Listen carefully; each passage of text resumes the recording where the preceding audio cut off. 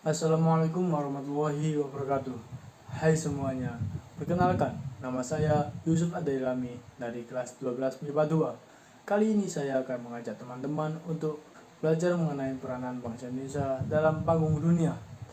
Nah, salah satunya adalah ASEAN, Association of Southeast Asian Nation, atau biasa disebut Perbara atau Perserikatan Bangsa Asia Tenggara. ASEAN merupakan organisasi regional yang dibentuk atas prakarsa 5 menteri luar negeri negara di kawasan Asia Tenggara. Kelima menteri tersebut adalah Narisco Ramos dari Filipina, Andam Malik dari Indonesia, Tanat Homan dari Thailand, Tun Abdul Razak dari Malaysia, Sinnathamby Rajaratnam dari Singapura.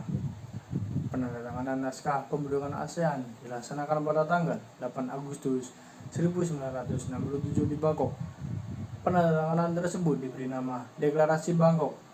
Nah, latar belakang berdirinya ASEAN memiliki tujuan sendiri, yaitu mempercepat pertumbuhan ekonomi, kemajuan sosial, dan mengembangkan kebudayaan di kawasan Asia Tenggara, meningkatkan perdamaian dan stabilitas regional, meningkatkan kerjasama di bidang ekonomi, sosial teknik, ilmu pengetahuan, dan administrasi.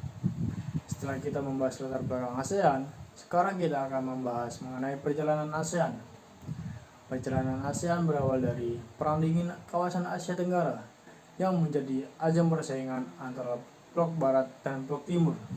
Situasi inilah yang mendorong sejumlah pemimpin di Asia Tenggara untuk bekerjasama menciptakan suasana aman dan damai dengan membentuk ASEAN. Adapun kesepakatan kerjasama yang dijalankan oleh anggota ASEAN antara lain: 1. Kerjasama luar negeri, misalnya kerjasama MII. Kerjasama ini berada di bidang ekonomi. 2. Kerjasama di bidang ekonomi, mewujudkan kawasan bebas ASEAN atau AFTA melalui skema tarif preferensi efektif bersama atau CEPT, mengerjakan proyek industri ASEAN, contohnya pabrik amonia urea di Indonesia dan Malaysia. Adapun dasar kerjasama yang dilakukan yaitu menyelesaikan pertengkaran dan persengketaan secara damai, menjalankan kerjasama secara efektif, saling menghormati kemerdekaan, kedaulatan, integritas, dan identitas semua bangsa. Sekarang kita akan membahas mengenai keanggotaan ASEAN. Keanggotaan ASEAN bertambah seiring dengan banyaknya negara yang merdeka. Awalnya, ASEAN hanya terdiri dari 5 anggota, kemudian bertambah menjadi 10 anggota, di antaranya adalah Brunei Darussalam, Vietnam, Laos, Myanmar, dan Kamboja. Setelah kita mengetahui keanggotaan ASEAN, sekarang mari kita membahas mengenai peran Indonesia dalam ASEAN. Peran Indonesia dalam ASEAN sangat besar, tidak hanya dalam bidang ekonomi. Peran Indonesia dalam bidang keamanan juga sangat besar.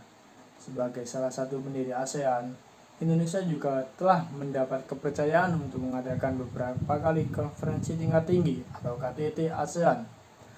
Adapun KTT ASEAN yang pernah diselenggarakan di Indonesia antara lain KTT ASEAN ke-1 yang dilaksanakan pada tanggal 23 sampai 24 Februari 1976 di Bali.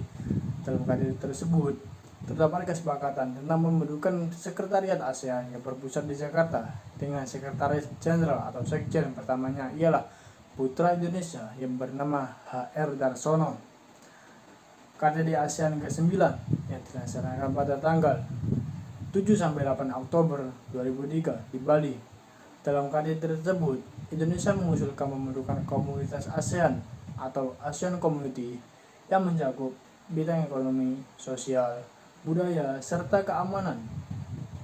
KTT ASEAN ke-18 yang dilaksanakan pada tanggal 4-8 Mei 2011 di Jakarta, dan KTT ASEAN ke-19 yang dilaksanakan pada tanggal 17-19 November 2019 di Bali. Dalam konferensi tersebut terdapat kesepakatan tentang kawasan bebas senjata nuklir di Asia Tenggara. Sekian, terima kasih. Wassalamualaikum warahmatullahi wabarakatuh.